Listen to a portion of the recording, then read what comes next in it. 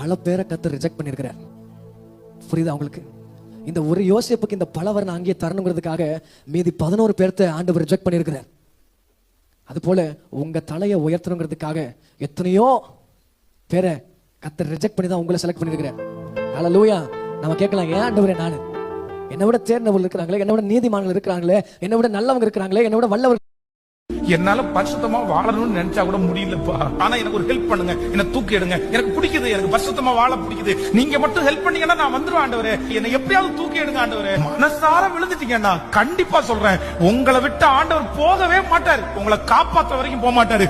உங்களை அவ்வளவு சீக்கிரமா யார் கையிலும் கர்த்தர் விட்டு கொடுக்க மாட்டாரு. இந்த சத்தத்தை கேட்கிற யாரோ ஒருத்தர் சொல்லலாம், எனக்கு எதுக்கு இந்த வித்தியாசமான பாதை, எனக்கு மட்டும் ஏன் இந்த பாதை, என்ன மட்டும் ஏன் இந்த மாதிரி, யாருமே இந்த மாதிரி நடந்ததில்லை, என் குடும்பத்துல யாருமே இந்த மாதிரி பிரச்சனைக்குள்ள போனதில்லை, என் கூட வேலை செய்யறவங்க யாருமே இந்த மாதிரி ஒரு ப்ராப்ளத்துக்குள்ள போறதில்லை, நான் மட்டும் ஏன் இந்த மாதிரி சூழ்நிலைக்குள்ள போறேன்.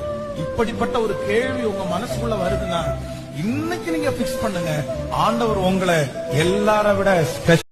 என் எதிர்காலம் என்ன ஆகுறது, நான் எப்படி படிக்க போறேன், எங்க அம்மா அப்பா நல்லவங்க கையில புடிச்சு கொடுப்பாங்களா இல்ல பொல்லாதவங்க கையில புடிச்சு கொடுப்பாங்களா, இல்ல நான் ஒரு ஆளை செலக்ட் பண்ணணுமா, இல்ல எங்க அம்மா அப்பா செலக்ட் பண்றவங்களே நம்ம பாத்துக்கலாமா, இல்ல நான் பிசினஸ் ஆரம்பிக்கவா, அப்பாவுடைய தொழில ஆரம்பிக்கவா, நான் ஏன் இப்படி இருக்கிறேன்.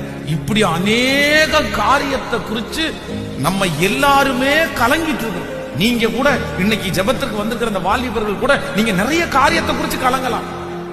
அப்படி பண்ணலாமா, இப்படி பண்ணலாமா, இதை செய்யலாமா, அதை செய்யலாமா. ஆனா ஆண்டவர், நீ எழுந்துரு. அவங்க காயப்படுத்திட்டு தான் இருப்பாங்க, உன்னை சுத்தி இருக்கவங்க காயப்படுத்திட்டு தான் இருப்பாங்க. நீ அவர்களை பார்க்காதே, விசுவாசத்தை துவக்கிற முடிக்கிறோமா இயேசுவ எழுந்துரு. நீ போக வேண்டிய தூரம் வெகு தூரம். எதுதான் நீ இழந்து போனாயோ அத்தனை நீ. கர்த்தர் வாக்கு கொடுக்கிறாரு, யாருமே கேட்கலன்னாலும், யாருமே கேட்கலன்னாலும் உன் வருத்தத்தை கேட்கறதுக்கு ஒருத்தர் இருக்கிறார், உன் அங்கலாய்ப்பை கேட்கறதுக்கு ஒருத்தர் இருக்கிறார். அவர் பக்கத்துல வந்து தட்டி கொடுத்து, ஏமா ஏமா ஏப்பா உங்க பேரை சொல்லி, உங்க பேரை சொல்லி, இதுவரைக்கும் யாருமே உச்சரிக்காத உங்களுடைய உண்மையான பேரை சொல்லி தட்டி கொடுத்து, நீ எங்க போற, உனக்கு என்ன பிரச்சனை, உனக்கு என்ன சூழ்நிலை, இப்ப நிறைய இன்னைக்கு கர்த்தர் உங்களை பார்த்து சொல்றாரு, உன்னால முடிஞ்சதை நீ செய், முடியாத நான் பார்க்கிறேன். You do what is possible, I will do the impossible. எனக்கு அந்த வார்த்தை ரொம்ப